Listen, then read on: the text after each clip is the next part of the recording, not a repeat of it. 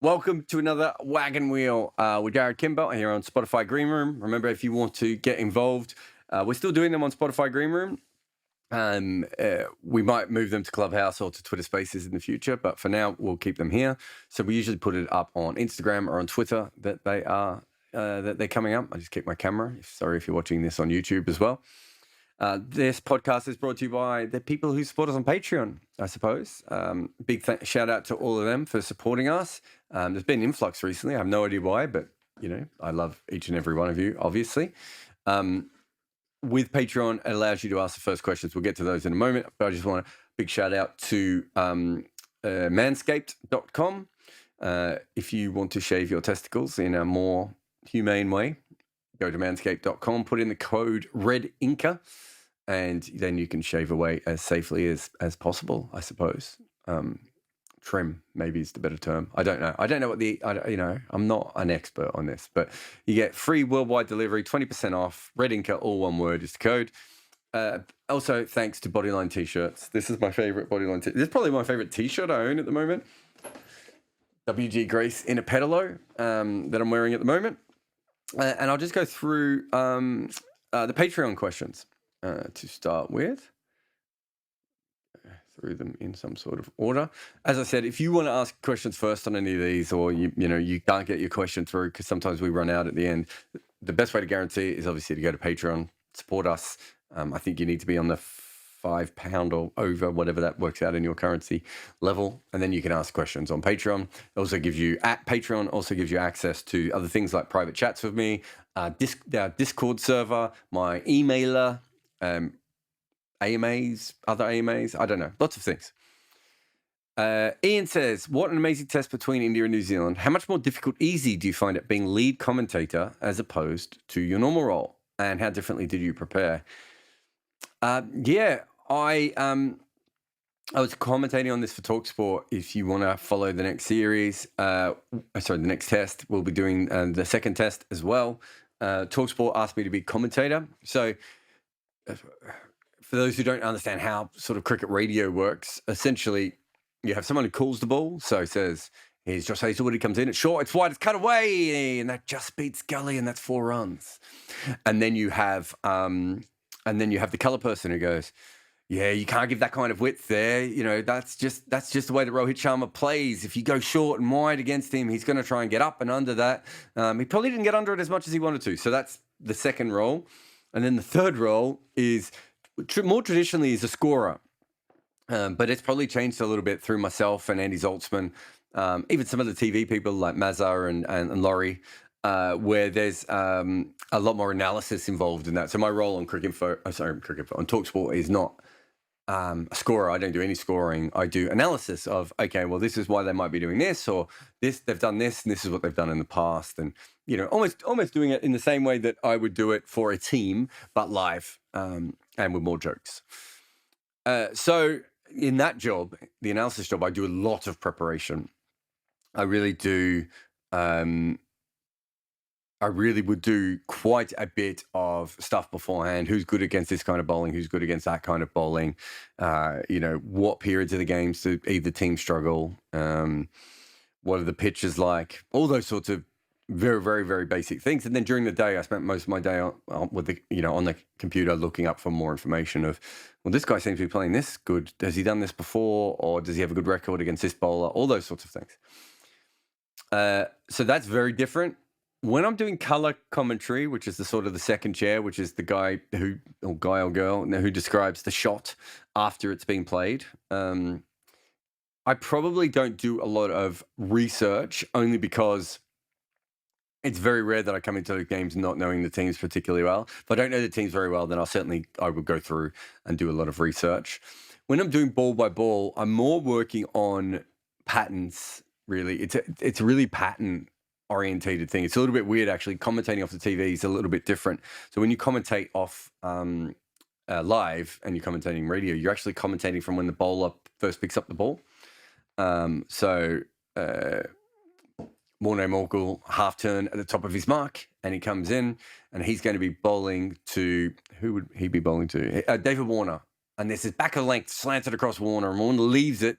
he almost went at that at one stage with his hands. So you're really taking it from the top of the mark all the way through. So you're looking at the pattern, and you really want to keep it in as much as possible the present tense, even if something's already happened. So that can be quite a hard art. And so that's sort of what you do. So I more try and work on little things with my commentary beforehand. If there are teams I don't know, or there are players I don't know, I do a lot of research. Generally, I don't have a lot in front of me. I'm not very good at reading my notes while I'm commentating. So when I'm doing analysis, I have like all this stuff on the computer, and then I have all this stuff in front of me on a notebook, and I sort of go through that. When I'm doing the color commentary, I try and react to the commentator because I want it to be like a conversation. And when I'm doing actual commentary, I've kind of got all these patterns already made out. So I don't take a lot of notes or do a lot of research, except for I might do something before the game to know who the teams are. These two teams, I probably did more stuff on Will Somerville and Ajaz Patel for New Zealand coming in. Will Young was probably another player I didn't know a lot about. Knew a little bit about Tom Blundell. And for India, did they have anyone I wouldn't have known? Well, I already knew about Shreyas Iyer, so I probably didn't do much research. So yeah, that's the three different jobs. I've been very lucky actually in broadcast that I have the ability to do all three different jobs, which means that I'm not as unemployed as I should be. But yeah, I sort of bounce around between all of those sorts of ones. Ramnath says, how is South Africa able to consistently produce seam bowling all-rounders from Pollock Klusner in the 90s to Pretorius Morris today? Does their coaching setup push cricketers to develop all-round skills? It's a really good question. I'm not sure, but it goes way back before the 90s. Mike Proctor and, oh God, I'm forgetting the other one, Clive. Everyone in the comments is going to remember this. Someone should put this in the discussion if they can remember the guy's name. You've got them. I suppose you've got Peter Pollock as well. Maybe not quite an all-rounder, but certainly a very good bat. They had a lot of all-rounders in the 50s and 60s as well, sort of before they became a really good team. Go back, you've got Jimmy Sinclair. I'm missing a couple of others from the early period. So they've always had seam bowling all-rounders in a way that, let's say, other similar kind of cricket cultures like Australia, maybe you would put Zimbabwe in that as well. New Zealand and England probably less so, but they certainly have it. But the others certainly haven't had it at their level. I can't give you a real good answer about this because it's been going on for 100 years, and you would think that their system has changed, other than it might have something to do with their school system. Perhaps you are pushed to be able to do that. They also, if you look at it, they have a lot of bigger batters. We're now in an era of time where batters are bigger, but in Australia, for instance, you were supposed to be, they wanted smaller batters. I remember even when Tom Moody came through, so many people saying, is he too tall to bat? That's never seemed to be a problem with South Africa. They've backed their players, and I wonder if it's maybe just, it's not so much that South Africa are better at this. It might have something to do with the fact that other countries are not pushing it in the same way. There's a really interesting story from the NFL from a couple of years ago where they basically worked out, I might get the positions wrong, but I think I've got the positions right, that the center position and the corner position were almost completely, one was almost completely white and one was almost completely black. And they realized that this was happening, it wasn't that the NFL teams were inherently racist, but it was almost happening way before then at a junior level, that people had decided that corners needed to be black and that centers needed to be white. One was an athletic position, which is where they put the black players, and the center position, which I hope I'm getting the center right. There's all these NFL fans very angry with me now. But I think there was certainly a lot of white players, because that was seen as a thinking position. And it's like, it doesn't make any sense. Obviously there are very athletic white people and there are very smart black people, so that doesn't make sense to begin with. But this fraction, the division was happening very early on. I always remember back, and I've heard this a lot, that you don't want to be too tall as a batter. That was always something, and if you look at it, the sort of players that you're talking about here, so let's have a look who you've put in. Morris, Pretorius, Pollock, Klusner. These are big men. Right? They don't necessarily look like batters, but they do have quite obviously latent batting skill or some batting skill. So I wonder if there's just it's not so much that they're developing these players, but they're allowing them to bat. And you see this in other sports. We talked about the NFL, but you also see it in basketball. So there's three really interesting players in the NBA at the moment. Giannis, Nikola Jokic, and Ben Simmons. They're all basically 7-footers, but they all play very different style to American 7-footers. And the reason is in their countries and their backgrounds, they were allowed to handle the ball and pass the ball and do all these different things. So is it possible that South Africa is seeing big men and still pushing them as batters, whereas perhaps in other cricket cultures we're like, no, mate, you can bowl. If you can bowl at 85 miles an hour, you can slog a couple at the end. I don't know. I'm just guessing. But it is really interesting that for over 100 years, New Zealand, who we're talking about, South Africa, have had seam bowling all-rounders of that quality as well. It's a great question, Ramnath. I'm not even sure that anyone would be able to give you the answer to this, but I'd love to see if we could get to the bottom of it. Surf says, watching cricket in the 90s, I remember a lot of memorable ODI tournaments, probably because they were multi-nation, such as the CB Series, Sharjah. Yeah, that's very fair. Is that likely to return? No. And I'll tell you why. It's because of the ratings and the crowds at the away game teams. So I think Kerry Packer obviously created it in a different way, and he wanted to bring out multiple teams. I think he was afraid that Australian audiences might get bored. Because that was the most successful one-day cricket ever, people just copied the plan, right? But over time, it was quite clear that there was a huge drop-off in the ratings, and it costs a lot of money to put on, India versus New Zealand in Perth for the amount of crowd that you're going to get. These days, you could see why countries might try and do it again. It's also a time thing. The series takes longer. Those sorts of series, I think, are probably gone for a number of different reasons. I just don't think there's enough time in the schedule to be able to do them. But we do have, obviously, things like the Asia Cup. We might eventually have something similar in Africa as well. So you might get something like that. But, is it the Hadley Chapel Trophy? I hope I've got that name right. Was supposed to be what they were supposed to play each other every couple of years, and they can't fit in just playing each other. It's really hard because of the schedules to then add a third team to any of this, as you're seeing again and again. Duncan says, I feel like players like Mitchell Johnson had undiagnosed mental illness problems in the early part of his career. Looks like Mitchell worked this out himself and came back to the glorious mustache era. But I feel like the Aussie team, I think that was a failing of the Aussie team that didn't get more help. A byproduct of toxic. Yeah. I think I don't know if he did have undiagnosed mental health issues. I would say that he suffered, and he's all but said this, but he said it without saying it very much, that he had imposter syndrome. I think you get this a lot with people who are very naturally gifted in something physically. They don't feel like they've always done the work. Like, remember, he ran away from cricket at one point. And I think that he knew he wasn't as skillful as Ryan Harris or Peter Siddle or, many other bowlers out there. And they would some of the Australian bowlers would get very frustrated at him at times because he would ruin the ball because he didn't know how to even maintain the ball correctly when he was bowling because, he was doing everything. And I think there was definitely a point at which he struggled. I think there were probably mental health things. I don't know if he's come out and said it directly. I'm trying to remember he gave some really good interviews at times. I think that he probably overthought things and that caused him complications. And he probably, rather than just go back and bowl, because that is actually, he was physically gifted to do, there was probably too much going on in his head. On top of all that, there was the pressure of the Barmy Army, the pressure of the Australian fans at times, the pressure of being told by Dennis Lillee that you're a once-in-a-generation player. Where I think the psychology thing comes in, and you're talking about here how you would set up a team to help players better. You're talking about the conventional corporate psychologist might be a bit off-putting. So I think that the problem was, I would say this right up until Jonathan Trott. So Mitchell Johnson is in that era, especially in cricket. When we had sports psychology, we had that kind of 80s and 90s style sports psychology, which was really about getting the most out of your physical performance, which makes sense, obviously, because that is your job. But I think it breaks people.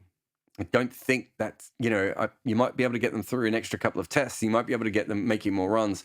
But I think on an emotional level, there's a real problem with doing things in that style.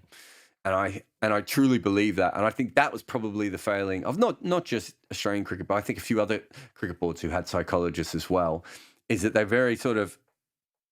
very sports psychologists, whereas I actually think maybe the better thing, and what teams, from what I've heard, not from in cricket, but also from listening to other sports, the psychologists who work in sports now are a little bit better at understanding. Well, we have to make sure that this person is okay because so many players are walking away, and beforehand they didn't walk away for breaks, did they? They just either performed badly or they lost their spot on their own. So realistically, keeping the person happy and healthy mentally is really, really important thing. And I think we understand that a lot more now than we might have, well, certainly in Mitchell Johnson's era. Now, I don't. The corporate psychologist thing is also a very important thing because you have a situation where essentially what they're trying to do is you're trying to get as much out of your player as possible. That's not always going to be the best thing for your player. Sometimes the best thing for your player is not going to be to play. And are psychologists who are paid by a cricket board compromised there? If you want to go back to the doctors in the NFL for any given Sunday is a very good example of that. If you're being paid by the cricket team to make sure that this guy's out on the field, there is a compromise there. Even if you are an incredibly moral person, there's always going to be pressure. So it's a really interesting point, though, Duncan. Jimmet says, where did the word Yorker come from? Does it have something to do with Yorkshire? Yeah, it's a Yorkshire phrase very early on. Sorry, I'm not an expert on the on when it came about, but yeah, it was. So Yorkshire's been involved in a lot of phrases, good and bad. Obviously, what we used to call left arm wrist spinners also came out of Yorkshire. They were very. They had their own words for a lot of. They still do. If you talk to a lot of Yorkshire cricketers, they have like a separate language when it comes to talking about cricket that a lot of other people, even in England, don't have, let alone the rest of the world. But yeah, that is where it came from. I know when when people stop trying to say the left arm wrist spinner phrase, a lot of people in Yorkshire were like, "Oh, wait until they find out about Yorkshire." But a Yorker, I don't think was ever seen as a derogatory term towards people from Yorkshire. It was just a ball that people from Yorkshire bowled in the same way that in Australia, when you bowled outside off stump, it was referred to as the Queensland line. As far as I'm aware, there's no derogatory term. Like, I don't think people from Yorkshire are called Yorker as a derogatory term in the same way that, people were called, the left arm wrist spinner one certainly was a derogatory term. Ray asks, after watching Marizanne Cup bowl some incredible overs with killer outswingers, absolutely, how awesome was it to see her destroy her own wife? That was funny and hilarious and awesome. It got Ray thinking, who's the best outswing bowler of all time, or top three if one is too hard? It's a really interesting question, Ray. I think you probably have to be Richard Hadley. I can't think of anyone who is better.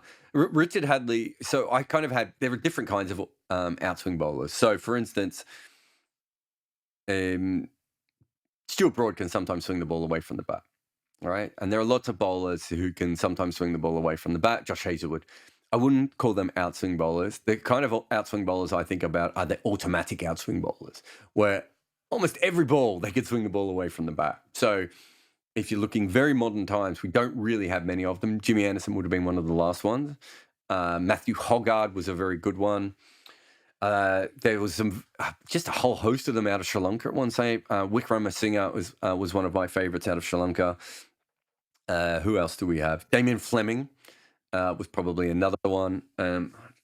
Ray, I know you're from South Africa. I'm trying to think automatic outswing bowlers from South Africa, but there were bowlers like Alan Donald, Dale Steyn, Sean Pollock, who could bowl the outswinger, but maybe weren't as automatic. Although Sean Pollock and Jacques Kallis were incredible at it, so maybe they do fall into that mindset. But I just think Richard Hadley is probably the best outswing bowler we've ever had in cricket. I feel like you could throw him an orange and he'd work out how to swing the ball away.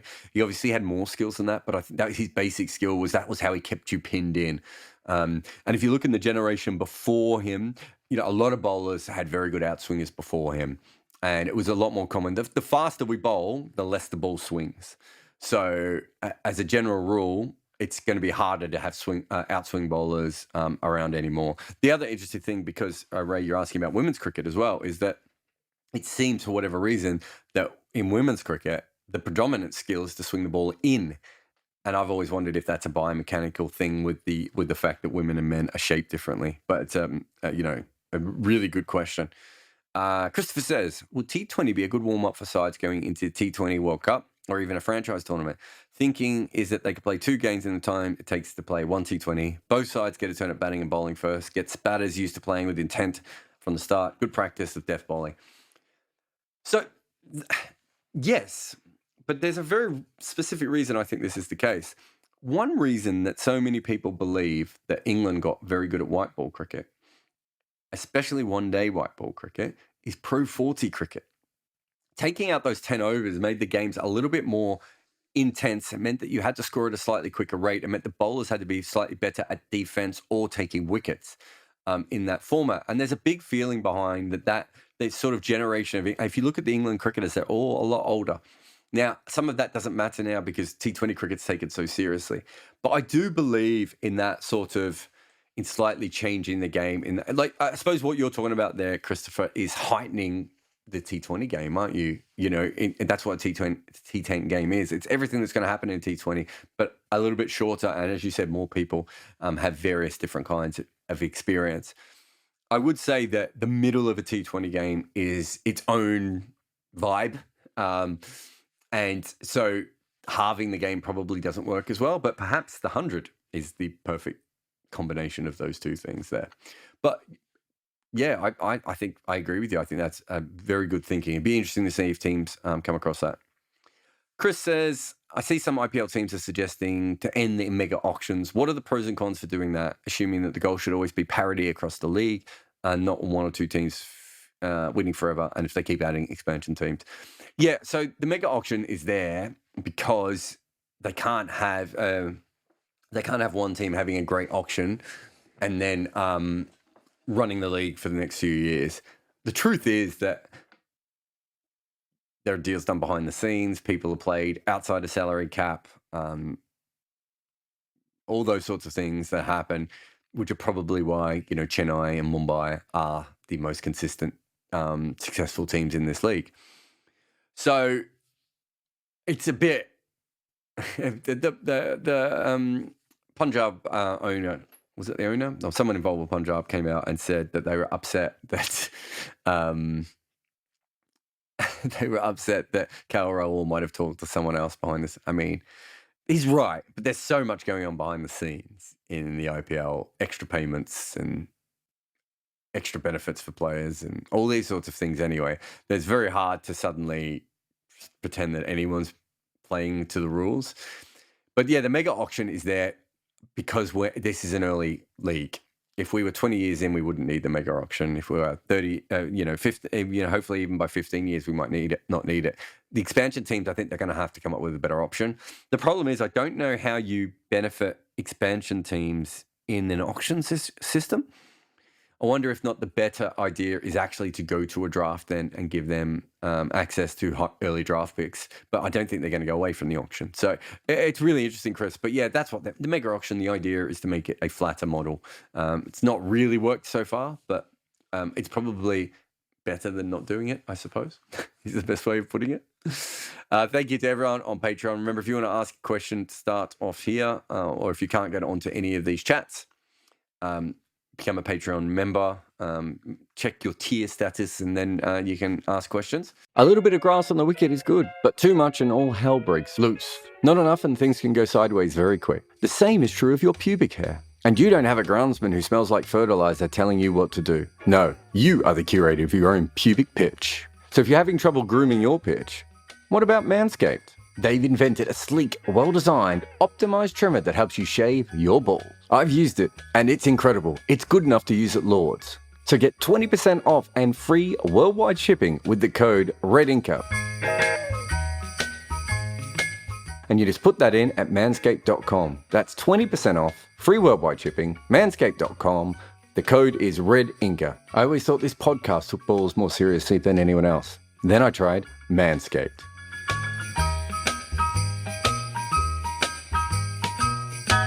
Ayoo. All right. I'll go to the next one. Oh, no. Oh, yeah. You there? Yes, Zainab, I'm here. No worries. What's your question? So my question was, what do you think is the merit of and Russell and Swiel, Oh, sorry. uh, Sorry, you cut out. You cut out just after the word merit. What do you think the merit is? for KKR to retain Andrew Russell and Sudhi Narayan, as well as Varun Chakravarti? This have thought of a rebuild of sorts. I mean, a fresh slate. Um, is there any players on the open market that can replace Sunil Narine and Andre Russell? I mean, is Andrew Russell that irreplaceable that you risk an injury prone season? I mean, he pretty much didn't play this whole like. Yeah, but that's going to happen to any bowling all rounders. They're probably more prone to or injury than any other cricketer, I would assume. And you can't replace him. Like, what's the backup if you don't get Andre Russell? Who's the other Andre Russell in world cricket? There isn't one, right? So if you have him, you're making a very bold call that either he's finished, which I don't think he is, but he might be, um, or your secondary call is that you can find someone else who can replace him, and there just isn't anything else out there that similar at the moment. I'm trying to think: am I missing someone? I mean, no one else can score at the rate he scores at, and as a batter, let alone has backup bowling skill.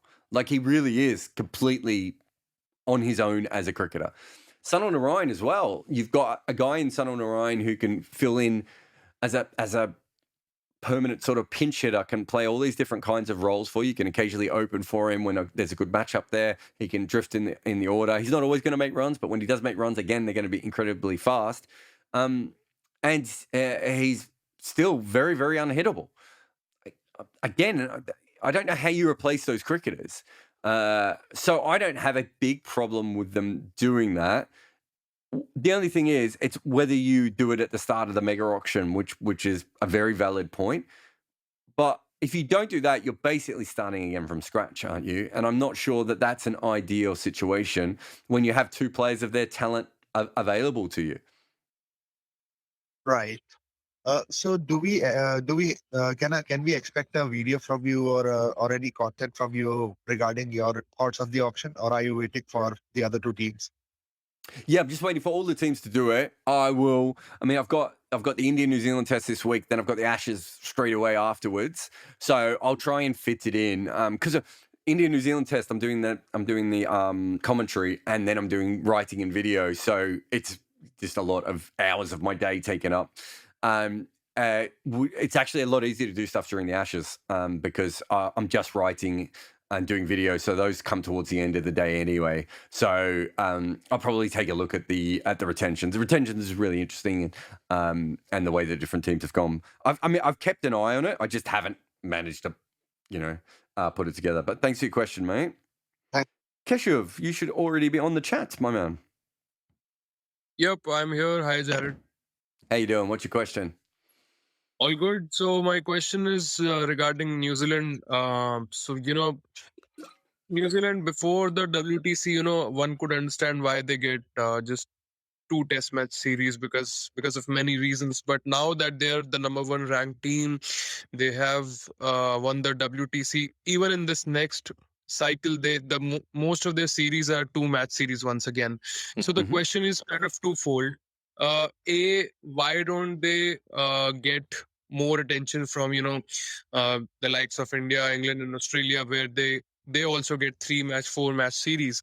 And the second part of the question is, if they were to get that long a series, do you think they would have it in them to sustain for that long, having not played so many such long series in the past? Because I can only count on my fingers the last time they played a 3-match series, let alone 4 or 5. Like, I think once they played in Australia in 2019 and Pakistan in 2018. Other than that, I don't really remember. So, and it's kind of a double-edged sword, isn't it? I mean, like the current series right now, the first match got drawn, and the second one would be kind of a lottery for them, or the series they won in England in summer. So, what do you think about that?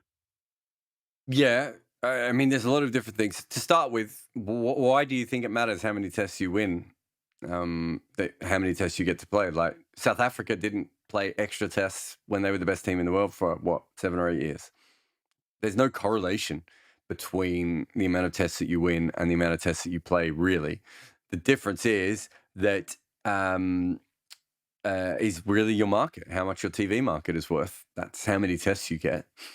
But how many tickets can you put on how many bums can you put on seats?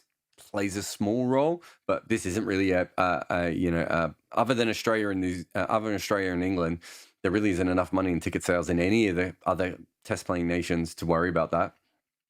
So realistically, how many tests you get is based on how much your TV market will pay for it.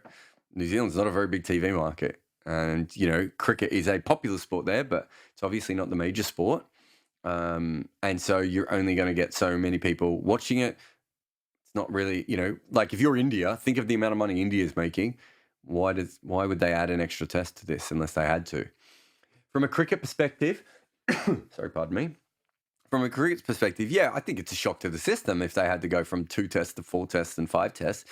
How they would go, I don't know. They'd probably struggle for a little while and then work it out, would be my guess. Yeah, I think their results are probably going to be more random than, say a team like New Zealand and Sri Lanka. Sorry, no, South Africa and Sri Lanka, who play slightly more tests and slightly longer series. So you would probably, in a 2 or 3 year period, have a very good idea of how good a team New Zealand or sorry, I keep saying New Zealand, Sri Lanka or West Indies is, whereas New Zealand could just have a bit of a run where, as you say, they could draw a couple of test matches, lucky, win their follow-up ones, win a bunch at home, and their record looks slightly better than it is. I think that's fair. The opposite's also true, though. There are probably periods where they had a better team and the results didn't quite fall in their favour. Whereas if they were playing 4 and 5 test match series, even 3 test match series, we would have a much better idea of how good they were as a team. So I think that's all very fair. Do you think they probably got lucky with a lot of 2 test series where they didn't have to prove the sustainability of being a really good team overseas? It's not that they got lucky. I mean, people don't want to play them. That's the other team's problem. We've got a stupid system. They also don't make a lot of money from test matches at home, so they do short series. They weren't doing that to win a World Test Championship because that started well before the World Test Championship. They got lucky. Yeah, I mean, I think they got lucky to make their World Test Championship. I've done a whole video, I think, called The Luck of New Zealand Making It. But they set themselves up to be lucky by completely... Brendan McCullum completely changed the way they thought about their international team. And behind the scenes, Cricket New Zealand completely looked at the way... Or New Zealand Cricket, sorry. Completely looked at the way they set up everything from pitches to squads to depth charts. All these different things. The both coaches, Mike Hesson first and then Gary Stead, completely changed the way they thought about cricket. So, if Sri Lanka had the same amount of luck or West Indies had the same amount of luck, they probably don't make it. You need to be in the right position at the right time. And New Zealand were getting absolutely everything out of their cricketers at the right time. And then, yeah, more often than not, you need to be lucky to get anywhere in sport. I mean, luck plays a part all the time. If Tim Southey or Neil Wagner had done their knee halfway through the World Test Championship, they probably don't make the final, right? If Pat Cummins pulled his hamstring, or Josh Hazlewood during Australia's World Cup reign, they don't win the World Cup. Look at England. Would they have 5 injuries by the end? Everyone probably thought they were the best team coming in. They looked like the best team throughout the start of the tournament. They didn't win. Pakistan looked like the better team than even Australia. Marcus Stoinis gets caught at deep mid-wicket and Pakistan's in the final, not Australia. So there's always luck. That's just the last little follow-up on that. As you said, there are a lot of reasons involved why they won't get a series, a longer series. That can be understandable when teams go to New Zealand, because of the time zone and all. But in a market like India, England, and Australia, where Test cricket is still seen, and you saw the Kanpur Test, the amount of crowd was there. So what else do New Zealand have to do apart from being number one, being WTC holders, that at least India, England, and Australia start giving them longer series from here on? They won't. There's no time. There's nothing they can do, really. I mean, maybe over time they'll go from 2 to 3 tests. New Zealand's never going to have 4 and 5 test series. There's no time in the schedule to be able to suddenly go, oh, this is a good team, unless you like demote other teams. You would have to, I don't know, they'd have to come out of what, South Africa probably? I mean, there aren't that many teams who get Big Test series anymore for us to find this extra time. And as far as, I mean, the only team I can think of, but even then,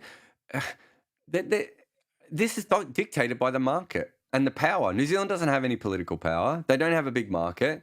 They're not helping India, England, and Australia at all. So I can't see that, and that's how these boards think. And if they went on like a West Indies run where like for 10 years they completely changed the way the game was played and they dominated everyone, maybe it starts to happen. But then you're only as good as you're only as popular as you are good. The minute they start to fail again, they'll be phased back out, would be my guess. All right, thank you. No worries. Thanks for your question. All right. Who have we got next here? Anvik. Great profile picture. Anvik, you there? What's your question? So I've been reading, so I'm really into history. I've been reading a little bit about. Oh, sorry, you're just cutting out there. Sorry, just 1 second. Can you just start again? Because I missed everything you just said. Okay, can you hear me now? Yeah, there we go. Okay, so I've been thinking a lot about history and how, and the West Indies. So Mhm. West Indies is a British creation, right, like because of administrative reasons and imperial reasons. And I was wondering, from a cricket point of view, how West Indies is, as far as I know, but it's the only like conglomeration of countries that comes together. So have a It's not. It's just to stop you there, Anvik. It's not even the only conglomeration of countries we have in cricket. Because Ireland, the Irish team is Northern Ireland and the Republic of Ireland. okay, good. That was my first question. Like, are there examples of this? Because I was assuming there probably were. And B, so if this is an accepted form of like creating teams, why can't more associate countries do this? Because there was this debate in football a few years back, and it keeps coming back up again. Well, That Belgium, I I think suppose- Belgium, France, yeah. and Netherlands Yeah. joined together to create a league. Why couldn't Belgium, France, and Netherlands do that in cricket, for example? Are you talking about a league or a team? In this case, a team, but Okay. Well, there's political reasons. Yeah, I don't know how much you follow West Indies cricket, but having a bunch of different countries together is not ideal when you're actually running the game, right? Like there are huge political problems within West Indies cricket and have always been there. And back in the old days, they used to have every time you had a test in a different venue, you would have a different captain because you had to have a local captain. Which means that sometimes people would not only they captaining because they were white, but they were captaining because their team happened to be their ground happened to be hosting the test. Think about that from in a modern day standpoint. It's tough. There's problems within Irish cricket as well. Not as much. The Irish cricket seems to have overcome them, but if you suddenly actually they haven't. I get people from Northern Ireland moaning about the Republic and the other way around at times as well. So that happens. It's bad enough if you have people from Mumbai complaining about Chennai and New South Wales complaining about Victoria. You were talking about two different nations here. So that's the major problem. The other one is that in the amateur era and the earlier era, this made a lot more sense because, you just get together and play cricket. When you start talking about funding models and governments and Olympics, these things get a lot more complicated. Now, it's fine in the West Indies because, and hopefully will be fine in Ireland. So in the West Indies, the teams will try and qualify for the Olympics and Commonwealth Games on their own. So the bigger islands will, and the smaller islands bigger islands in Guyana might, and the smaller islands may not, which is something that will happen. Ireland will be split up, I believe. I think this is right, although I have to talk to someone from Irish cricket, so that the Republic of Ireland will play as a team, and players from Northern Ireland will be able to represent the Team GB, which will probably also have teams from Scotland and Wales, which will be, again, a bit like what you're wanting. So you'll have a one-off, almost like pseudo-English cricket team that isn't really the English cricket team. But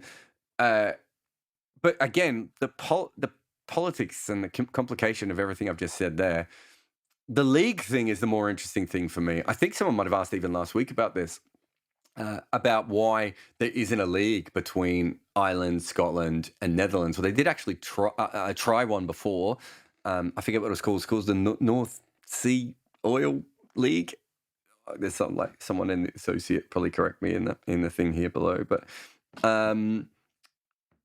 yeah. So I think that is possibly what will happen in the future. Obviously, they tried the Euro League as well, and that didn't particularly work. But I could see how that is a better way of doing it. Like if you think about it, like Namibia, Zimbabwe, Kenya, Uganda, I think those are the 4 better African teams. Wouldn't they all be better off if they all had 2 teams in an 8-team league, whether it be T20, first class, one day, whatever? Even if it's not their national players are off doing other stuff. That would be a much better option. Fiji, Papua New Guinea, Vanuatu is probably another one off the top of my head. I'm probably missing. Sorry? Well, I mean, Denmark is a perfect example of, Denmark was a very good cricket team, right? And part of the reason I think they probably didn't continue to develop is they probably didn't have other stronger teams around them at the time, right? So that's what this, the push towards European cricket is, that it's not that Europe has ever had bad cricketers. It's just that they haven't had enough in a small pool, and maybe we can get towards that. So I think leagues makes a lot more sense. I think, USA, Canada, even the West Indies would be much better as one league. You don't need a Canadian. You need Canadian domestic T20, you need American domestic T20, and you need West Indian domestic T20. But if you really want to develop all your players, what you really want is 4 teams from the West Indies, 2 teams from the USA, and 2 teams from Canada, right? That would be, with overseas players sprinkled in, would be a really good league. I honestly think that, you don't need, Sri Lanka don't need a league, and Bangladesh don't need a league. Like, literally, they should get together with Pakistan and have, like, the non-Indian Asian T20 competition. And you still have a really strong domestic structure under that, so that, you're still finding your players. Everyone could do this, but it's the politics of it, really, and the finances that usually dictate why we don't have this. I would say the last time we really had this sort of thinking was probably 1996, when PILCOM was around, the Pakistan, India, Lanka Committee to run the 1996 World Cup. Outside of that, I just don't think everyone's trying to screw each other over at these places, right? Like for instance, a really obvious one would be Ireland and Scotland getting together, right? Like, geographically, they hate each other. It would be the worst idea ever, right? But for you and me, we'd be like, do you know what? You look at the strength of Irish cricket and you look at the strengths of Scottish cricket, they'd have a really good team if they went together. And they've got, different resources and different backgrounds and, all these different things. It would be great. I couldn't even imagine them getting in the room together. So how the hell are we going to get Nepal and Oman together? I don't know why Nepal and Oman, they're not particularly close, but I went with those 2. So I think that's the reason. Okay, I'm going to leave you there because there's a lot of people waiting. Yeah, I figured politics was the reason. I was just wondering if there were other forms of the West Indies model. Okay. No worries. Cheers, mate. Bye. Neil Rem says hello. Well, hello. Delia says, watch Jared's episode on Spotify, Double Century Podcast. I talk about the history of West Indies cricket there.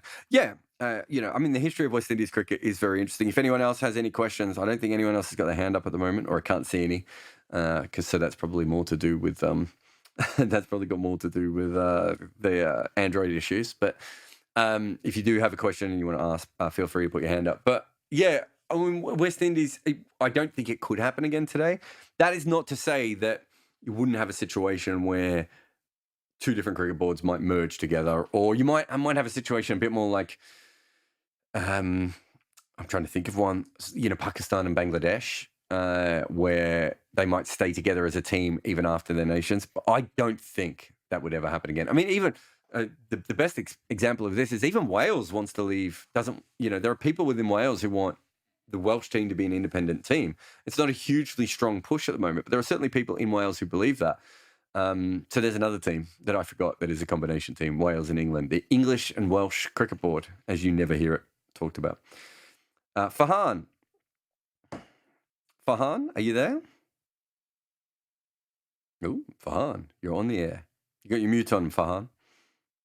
All I can see is your smiling face, piercing eyes. What have you got for me? Hey, mate. Yeah, my question is related to Ashes. Okay. Mhm. So basically, as far as I can see, that they will go with Johnny Bairstow over Ollie Pope, right? It feels like that. So basically, it's a personal likeness, I would say, because the first time I saw Ollie Pope play, I thought that maybe I'll see him play for 10 years.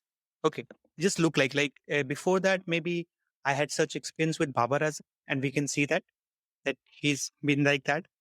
But I don't understand the logic why they're still going with Johnny Bairstow. And I know he has a form issue, Ollie Pope. But don't you think Australia is the place that he should play? Maybe in England, I get it, he have to work something. But what he can do more, he does, I think, average more than 50 in the domestic there. Yeah. Okay. I'm going to need to stop you there because I don't know how much you know about Ollie Pope, but I've probably done more research on him than anyone else ever. Ollie Pope doesn't play spin particularly well. And I think I was the first person to point this out. Not as much of a problem in Australia, obviously. Oh, sorry. Can you just mute your microphone? It's getting a bit breathy. Oh, sorry. Did you mute? Because I can still hear you. Yeah, sorry. Can you mute? Because I can hear you breathing on the microphone. Yeah, cheers.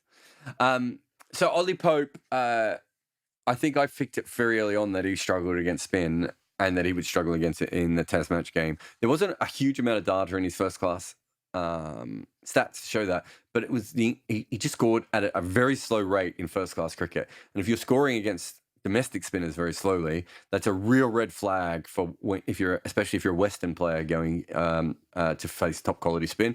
I don't think that's a huge problem here because he's only going to face Nathan Lyon, so it's not quite the same, but it is there. The other thing with Ollie Pope is you talk about his huge first class record.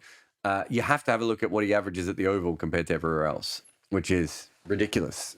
No one player has ever averaged, had such a ridiculous disparity over a long period of time between their average at their home ground and everywhere else. I can't remember what it is, but it's well over 80. It might be 100. I should remember this. Yeah, near 90. It's near 90, I think. So that is huge. We saw Shreyas Iyer. That doesn't mean everything. Shreyas Iyer, although Shreyas Iyer is not as big, but I think Shreyas Iyer was 63 in Mumbai and 44 away from Mumbai in his first class career. But it's something that you've got to factor in. I'm not too worried about form. I would think that Ollie Pope probably plays in Australia at one stage if England are struggling. They probably just believe that Bairstow is more used to it and is available. Is going to be more strong. But you're making an assumption that that's going to happen. We obviously don't know exactly how the team is going to be. But I would have thought, all things considered, that Ollie Pope's best chance of making runs in Test cricket at the moment are probably going to be South Africa, Australia, and England. So it would be an odd decision if they didn't keep him in for that reason, unless they just think that, Bairstow is the more experienced player and, can handle the conditions better and is better suited to the bowling lineups. But Bairstow goes out LBW a lot, and I really think that Pat Cummins is not going to bowl a ball that doesn't hit the stumps to him. And Bairstow is going to get bowled in LBW a lot in Australia. I could be wrong, but I think there's a technical flaw there that he can't overcome and that those bowlers are too good. So if they do go that way, Ollie Pope might come in, shortly after anyway. Okay. Do you think that when he came to India and what Ashwin did with him, maybe that's playing on his mind? No. I mean, he's not going to be facing him. He's not going to be facing Ashwin over there. I just think that he doesn't face spin particularly well. I don't think he did brilliantly in Sri Lanka either. I don't think he has the ability to rotate the strike very well against spin, which means against good spinners, which Nathan Lyon is, he gets trapped at one end a lot. And if you get trapped at one end a lot against Harath or Lyon or Ashwin, those sorts of bowlers, that's carnage in Test cricket. That's why, even though his record was good against first-class spinners, that's why I thought he would struggle in Test cricket. So far, that has come through. He's incredibly talented, though. He may change that and he may develop it, but that is the problem I had within his game looking at it so far. Kyle's here. Hey, Kyle. Hi, Jared. I just had a quick question about the comparative strength of T20 leagues. Obviously, the IPL is considered the top league, but it's kind of unique. Well, I guess with soccer or football that there are other top leagues, but how would you rank the rest of the leagues in the world as far as quality of play, or well, how would you rank leagues? Like, what are the metrics? What was the criteria for what you think is a strong team? Yeah, so I haven't done as much research in this as some other people have, but the easiest way is that we're very lucky that the same players travel around in circles in cricket, so we can kind of compare players in that way. But yeah, the IPL is the best league. There are some analysts who believe the PSL is not far behind at all. Pakistan's play in the World Cup might even strengthen that idea more. 100's a bit too early to tell. So usually, it's of recent times, it's been the IPL and the PSL have been seen as the top two. I think the BPL, not BPL, sorry, the Big Bash League was seen as third, but I think a lot of people now think that the Caribbean Premier League has gone beyond that. So you probably have IPL, PSL, CPL, and then you've probably got, I suppose, the 100 Big Bash probably in that next tier of league. Then you probably had the Menzani. Is it Menzani? Menzanzi. I always forget that name. In South Africa, New Zealand, Sri Lanka, and Bangladesh has slipped back quite a bit. Although Bangladesh probably used to be around 4 or 5 best one. And the Blast is probably in there as well. I'll probably put the Blast in that second tier, even though England have another competition. The Blast is still strong enough with the amount of players and how they travel and everything. So, yeah, you're looking at how the players who play in those leagues translate to other leagues, which is, we're probably more lucky that we can do that than other sports. I would say that, like, the difference between the NBA and the Spanish league, or even if you want to do the NBA and the Euro League, is probably a lot bigger than the difference between the IPL and any other league. That's partly just because the IPL hasn't allowed it for fully international players to come in,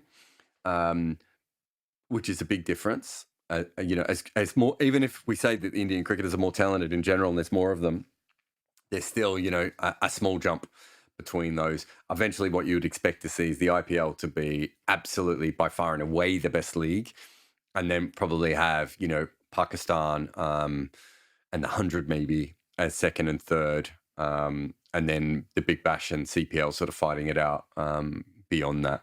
But yeah, it's a bit subjective. I'm trying to think. We kind of have to do it as analysts a little bit because, there are things you need to know about all the different leagues going in. And you also, probably what's better for the analyst to know is how players from certain backgrounds translate in that league, if that makes sense. So how a South African with good numbers is likely to do in the CPL or the PSL. That's probably more what we're looking at. Does that make sense, mate? Yeah, this came about from Australia on Twitter telling me the Big Bash was clearly the second best league in the world. You had not, yeah. Did you agree with that? No. I mean, no. I mean, it's not even that good a league. I mean, it's the PSL absolutely shits on the Big Bash. They have more overseas players. The fact that role players from Pakistan seem to come over and dominate the Big Bash tells you where it is. It doesn't even have its major players. It's a terrible league, realistically. It's just that the quality of Australian cricket is good enough that it's there and thereabouts. But no, it's not. It's certainly not in the top 3 leagues. I think it has been at times. I think it was certainly better than the CPL for a while, but not anymore.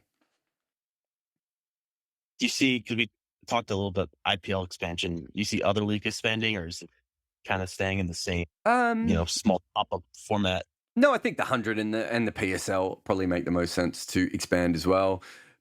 Big Bash is a tough one to expand because they did their expansion at the start. And where do you put the other teams? They can't really put a team in Geelong now. Do they put a team in North Tasmania? There's probably not enough money there. Then probably not, do they have one in North Queensland? That makes the travel a little bit tougher. The locations are a little bit trickier. Maybe the Gold Coast is an obvious one, I would think, going forward. But yeah, it's although the Gold Coast is a bit tricky too, because I suppose it's technically 2 different states. depending on where you put the team and how you organize it and fund it and all that sort of stuff. But yeah, I would have thought the PSL is probably the next most likely. And then the 100, I could see how they might try and expand that a little bit. There's no reason why you couldn't have 3 teams in London, maybe 2 teams in Manchester, and eventually maybe another team up north as well. And I think they could do that, but we're a long way away from the 100 worrying about that. What the CPL wanted to do to expand was wanted to go to the US, but now we have Major League Cricket in the US and won't be able to do that. So I can't see how that can expand. There are leagues that can get bigger. I think Manzanzi was an accidental tournament that can get a little bit bigger. The Sri Lankan League, if that's run properly, can get a little bit bigger. Bangladesh, I've just done a whole podcast on Bangladesh. I can't see them expanding in the future. Okay. Thank you. Thanks, mate. Where are we? Jaya, you there? Jaya? Yeah, hi Jared, hope you're doing well.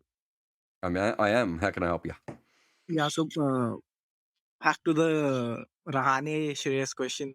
Mhm. I want to know your view on this. So I can remember 4 innings that Rahane has played in the past year, like his MCG 100, knock on the England's tour to India, knock on India's tour to England, and WTC final.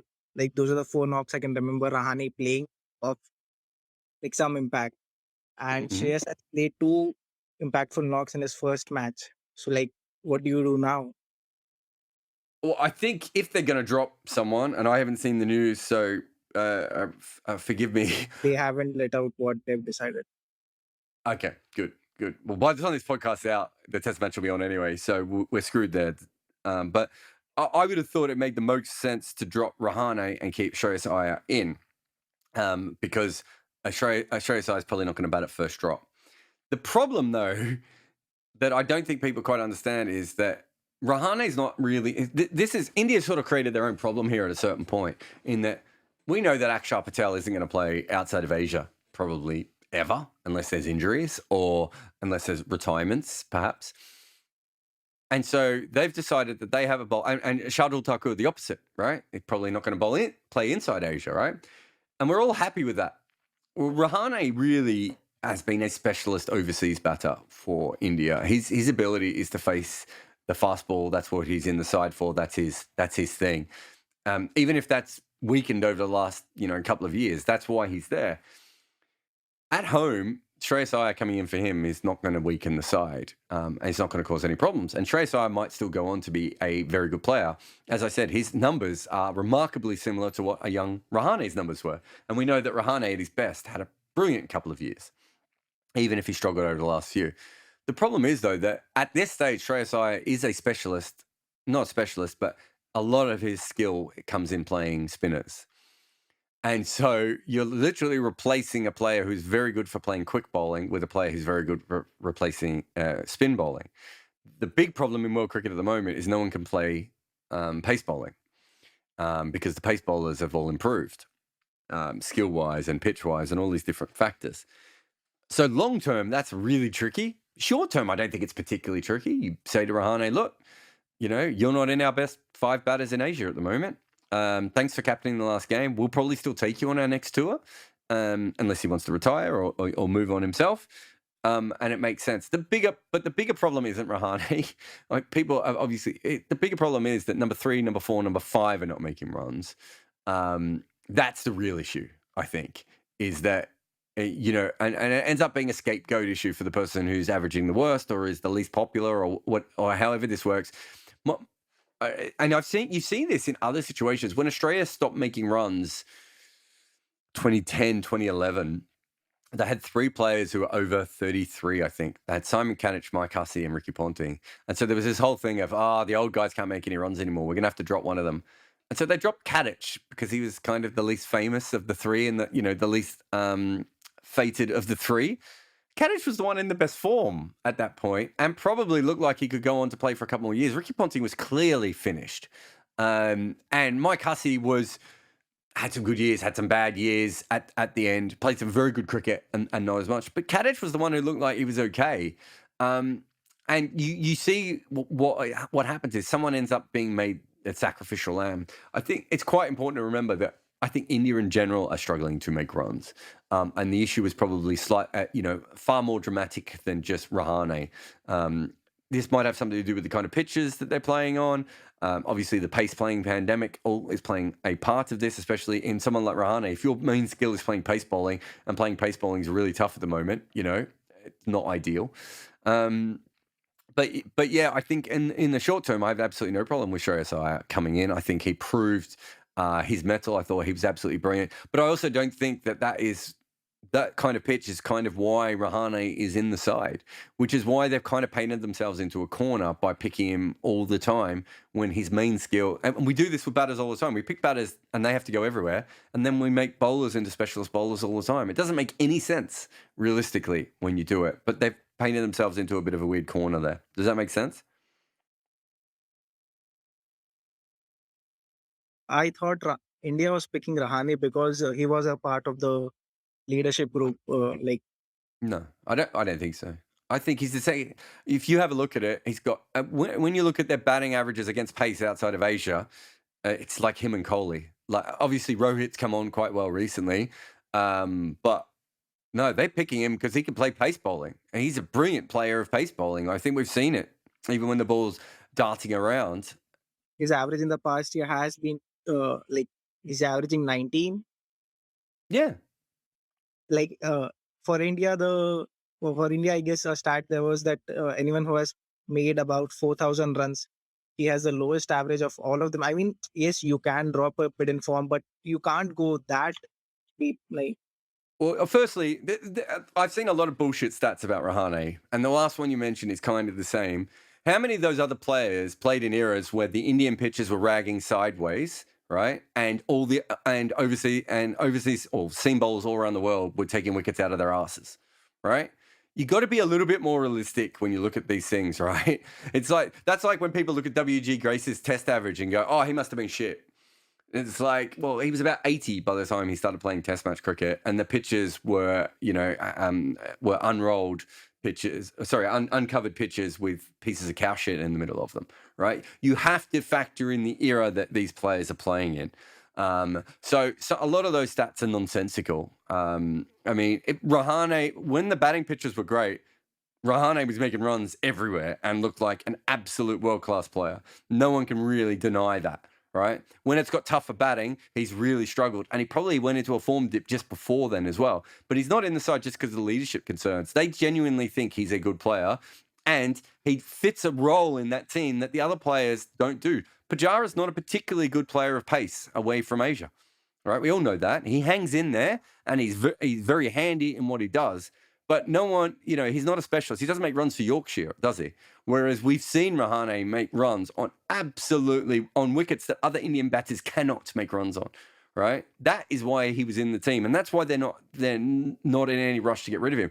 Also, on top of that, they haven't prepared Shreyas Iyer to play cricket in Australia and England and New Zealand and South Africa. Because that's the point I agree on.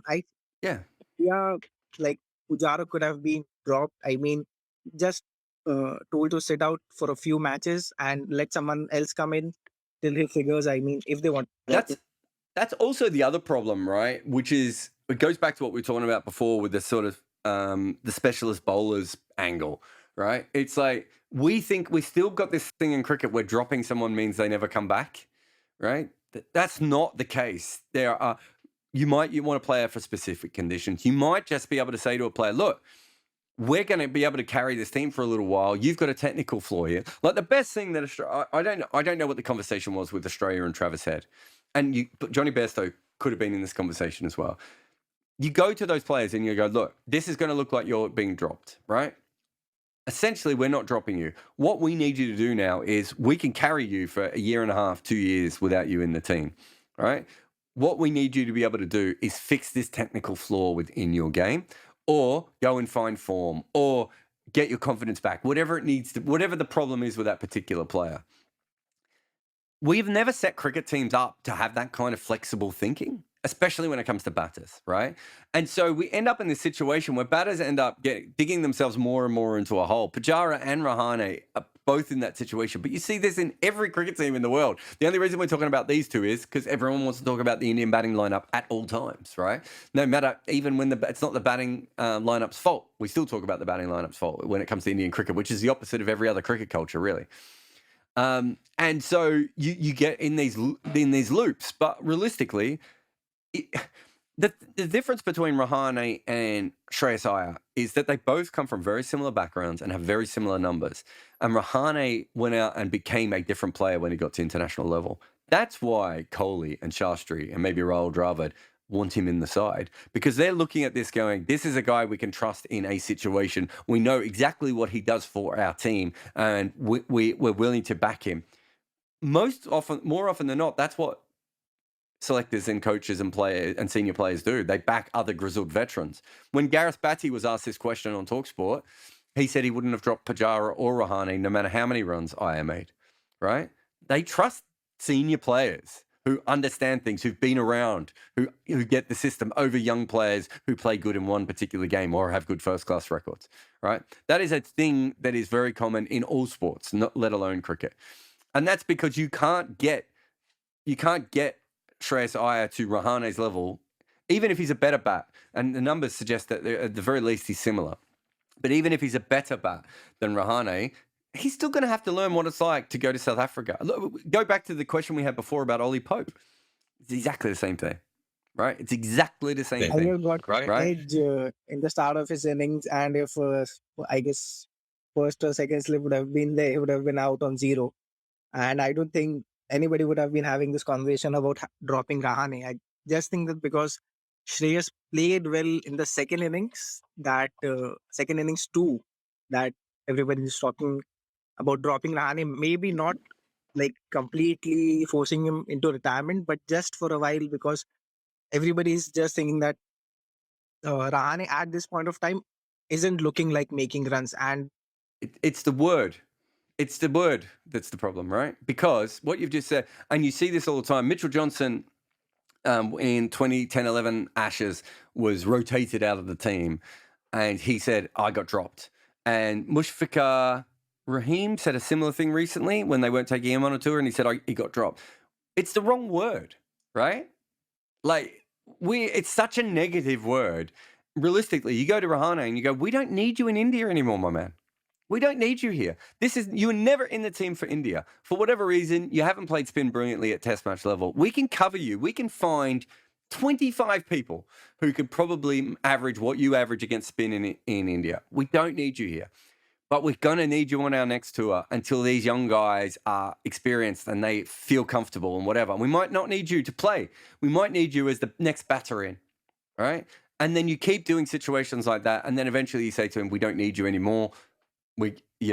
Thanks for coming. Or you say to him, actually, we now do need you again. You're looking great in the nets. Can you come back in? That's how a professional sports team should run, right? You only have about 3 or 4 undroppable players. Everyone else basically fills a role in different situations. And we don't think about that in cricket. The 11 is so sacrosanct. And here's my favorite stat about Test cricket, which I think Kartikeya Datta came up with a couple of years ago, which is we've only ever once had a team play the same 11 in 11 or 12 straight tests. 12 tests. So 11 men playing in a test match. I'm not sure if the women are slightly different, but 11 men in a test match have only ever played a maximum of 12 tests. So the West Indies did it in the late 80s, early 90s, I think. So none of those great Australian teams had the same 11 for more than 11 tests. That tells you the churn and the difference. But instead of embracing it, everyone's fighting to stay in these sides. And the selectors are so worried about dropping anyone. Well, realistically, it should be, if Sean Marsh is absolutely brilliant at batting against spin in Asia and the other Australians aren't, then he plays all the Asian tests. But maybe he doesn't need to bat at home as much, right? And if he earns the right to have a go at batting at home, you try him. If that fails, you take him back to Asia. And for 10 years, he becomes your Asian batter. There's no reason why players can't do this. We just don't set it up. And it's all about, we've got to drop this guy. And it's not about dropping. You should be looking at any test team should be from a squad of about 20 to 25 players at any time. And there should be a natural flow between those, unless you're just a very weak team and you only have 14 or 15 players to pick from. You think it's All right. realistic because like there have been Of course it's realistic. Of course you could do this. You just have to think about things differently, right? It's just we have convinced ourselves that the 11 is such an important thing in cricket, whereas other teams understand it. You watch basketball, right? There are whole games where guys, really good players, don't come off the bench. Starters sometimes go onto the bench and don't play for games because there's a bad matchup, right? Other sports do this all the time. It's a normal part of sport. You only have a handful of players who are undroppable at any one time, ever, right? And if you're lucky, you have a core of about 6, 7, 8 players who are going to play in your next 10 test matches at most.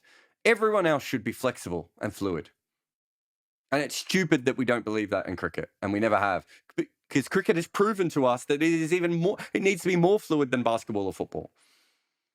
Yeah, I just mentioned that because like there have been players who have been like Murli Vijay and some other players who have come out and said that they did not feel really comfortable with the team management not trusting them completely. Of course. But that's because of yeah. So that's because of this system to begin with, right? We have already created this system where people think they have to be in the 11. If you change the way that you talk about the game, if you encourage the media and say to them, this is how we're going to start talking about the game. When you talk about dropped, we're not interested in that phrase anymore. We're not interested in using that phrase. Not because players won't get dropped, because players will get dropped. But that's not how we're thinking about things. This player is going to play in this series. Keaton Jennings is going to play in Asia. Right? Those are the sorts of things that teams are going to have to start looking at, because that's how the game is actually played. And we know that because people get dropped all the time. The amount of players who have lost entire test careers because they've been bad against one particular bowler matchup or one particular, batting matchup or whatever it is, or a pitch or conditions or whatever. And a team's lost a hugely talented player. You don't throw away players of Pujara and Rahane's talent. You learn how to manage the system better, especially in India, where they're going to have so many great players coming through over the next 20 years. You've got to develop players better. And that includes Shreyas Iyer not playing enough overseas by the age of 24. And that includes the treatment of Rahane and Pujara. This is all part of the same thing. Gregory. Sorry, I said that weird. I didn't mean to say that weird. How you doing? What's your question? Yeah, so I saw this stat recently that connected strike rates and runs and averages. So the stat was that in South Africa, faster scoring players generally did better. Is that like a trend, or is there any validity to this fact? And how do this strike rate and averages play out in other venues? I haven't seen that stat, so I find it very hard to commentate on. This is obviously red ball cricket you're talking about? Yeah, I think it was in Abhishek Mukherjee's book. He talked about the history of South African cricket, and I was thinking about this with regard to, you made a video about Pujara, right? About how even though he bats slow, it's okay. Like, yeah, I think I can't remember if I was asked this on a Q&A recently, or I wrote about it or something. But strike rates in red ball cricket and first class cricket are one of the most overrated things ever, because most people strike between a strike rate of 40 and 60. There are, in Test cricket at the moment, I think there are 5 people that are significantly over a strike rate of 60. So Quentin de Kock, Colin de Grandhomme, David Warner. I can't think of the other couple, if there are any, or just, Josh Butler was brought into the side to, revolutionise England's batting, and he scores slower than Kane Williamson does. And that happens again and again, because it's really hard to consistently score quickly in Test match cricket. There are players like, I spent a lot of time with Matt Pryor. Matt Pryor, and you could probably put KP in this, part of their game is scoring quickly to overcome the problems within their batting. I'm trying to remember. I think Matt Pryor told me that he knew he was good enough at Test cricket to face like 60 or 70 balls in an innings. After that, he didn't think he could do much more than that. So he was like, I have to maximize those 60 or 70 balls. I might be misremembering Matt's numbers. And you see that a lot. So well, not a lot. You see that with certain players. But the vast majority of players have a handful of shots and they score, and they score slower in Test cricket because we know more about them in Test cricket. It's easy to score fast in first-class cricket because you're only going up against the same bowler once every 3 months, right? In a Test match, you're going up against them game after game after game. There's heaps of video footage. There's heaps of analysis done now, especially. People talk a lot more. There's more preparation for each series than there is for a first-class game. So you just don't bowl to someone's strengths. So I'm very uninterested in someone's strike rate unless they're probably over the 70 mark. That's about the point where you can really, if someone's consistently scoring at a strike rate over pardon me, everyone. If someone's consistently striking over a strike rate of 70, that's a bit more dynamic. That's a bit more with the ability that could put pressure on the bowling team. That might change fielding patterns. That might change the way the bowlers are used. That might change the direction of the game in a very quick way. More often than not, the strike rate of 55 or 40 doesn't matter. We obsess over the guy who strikes at 40. It's not, if it's under 30 consistently and throughout a whole innings, unless you are Dom Sibley or Pujara, because they are different, there's a problem. Most batters, if they're scoring really slow, are struggling. Most batters who are scoring quicker are doing well. Like, it's not rocket science. And most people are trying to do well and, are trying to score quicker and they can't. Pujara and Sibley are slightly different. They are players who their strike rates do not dictate how soon they might go out, which is not the case with most batters, as I just said. So there are occasionally players like that. I think Brathwaite might be another one of those as well. Whereas more often than not, if a player is scoring at a strike rate of 60 or 70, probably because they're in pretty good form and they're seeing the ball well and they're feeling comfortable. And if they're striking at a strike rate of 20 or 30, they're probably going to go out soon because they're really struggling to get away. So I'm not too worried about international things. It's probably more an interesting thing on particular players. But realistically, being that we almost have no draws anymore, strike rates just don't really affect things that much. I think Steve Waugh got in everyone's heads. But if you have a look at the strike rates, even Australia didn't score anywhere near as quick as we remember. It's just that the over rates were probably a little bit slower as well. A little bit faster in those days. Yeah, and just as related to that, does the idea of blunting an attack by just blocking one, and does that work? Like facing more, because there was this thing that in the Australia series it was an exception because they played the same bowlers, right?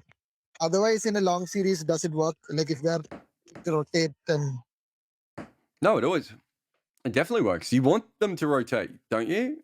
Don't you want you want them to not use their best bowlers all the way through a series? So if you can do that, you're ahead of the game. Or you want them to use their best bowlers for them to be tied. If you have even a 3-test series, certainly a 4-test series, and definitely a 5-test series, the more balls you can take out of the attack early on, the better. The more you can tie them, just works for you. Unless the team has a genuine 5 or 6 bowling options. But even then, we've seen England overbowl Jimmy Anderson at times just to try and win a test. England rose to number 1 in the world by basically following the Moneyball Oakland A strategy, which was our top 3 will all block the shit out of it and tire out the bowlers, and then we'll attack with 4, 5, 6, and 7. And that is how we will win the games. It doesn't quite work as well for Asia, but in the rest of the world, that's a brilliant strategy. And if you can have 3 batters at the ability of Strauss, Cook, and Trott, and they're all in form, that's tough for bowlers. That's a lot of bowling at blokes who are not making mistakes. And it doesn't really matter how slow they're scoring. If Trott and Cook can take 200 balls out of an innings, it means by the time your number 4, number 5, and number 6 come in, even if the score's only 80, the main strike seamers are in their second or third spells. That's ideal. And if you do that every test, suddenly it's a huge advantage. No, tiring out bowlers, I don't know how it went out of fashion. I don't know if it was an Australian, part of the Australian cricket thing. But it's an absolute tactic that you should do. And it's why the 10-11 Ashes, Mitchell Johnson didn't play in that next test after England blocked him out. We're already seeing teams rotating their bowlers. That's perfect. If you can keep Mitchell, 10-11 Ashes, Mitchell Johnson gets smashed everywhere and gets tired in that first test. They rest him, although he thought he was dropped, as we were talking about before. He misses Adelaide. He comes back for Perth, and he wins the test in Perth, right? They kept Mitchell Johnson out of a test match. That's good, isn't it? Isn't that what you want to be able to do?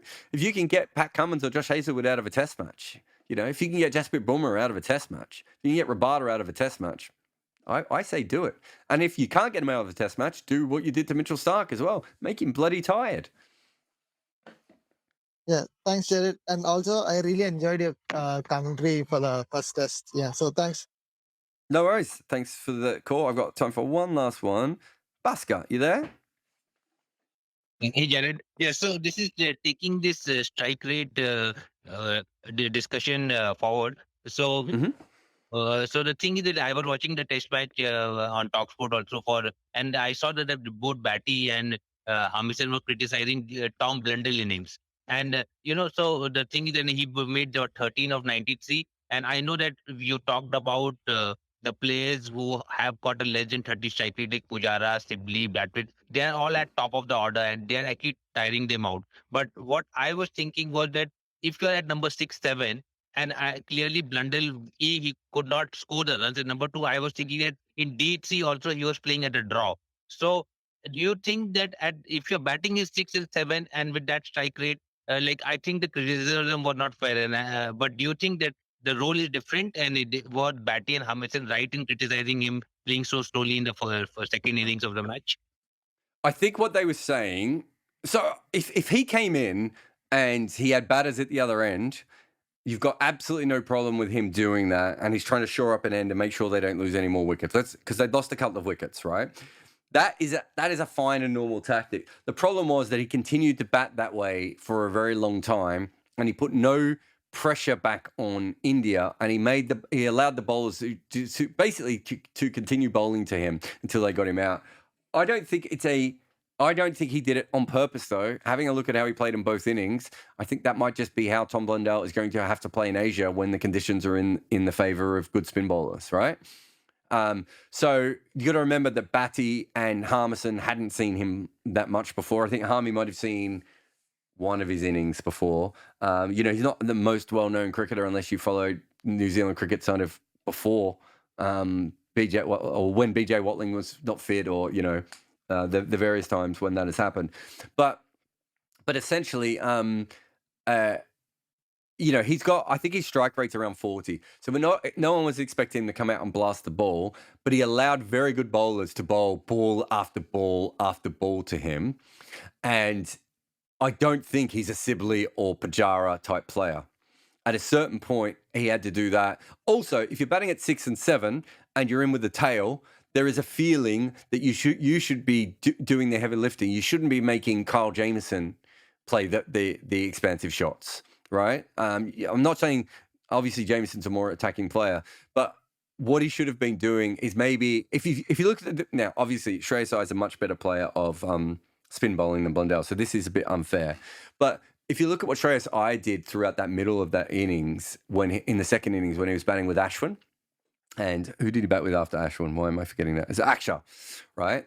He didn't actually attack that much, but what he did was he didn't allow the pressure to build up at one end, so that Ashwin or Akshar had to attack at the other end, right? There are other things that you're going to be able to do. Now, it's very possible that Harmison and Batty are wrong, just because maybe that's all Blundell can do in these conditions, right? Maybe all he can do is hang in these conditions. And the way he batted, they were also quite harsh on that technique that he had.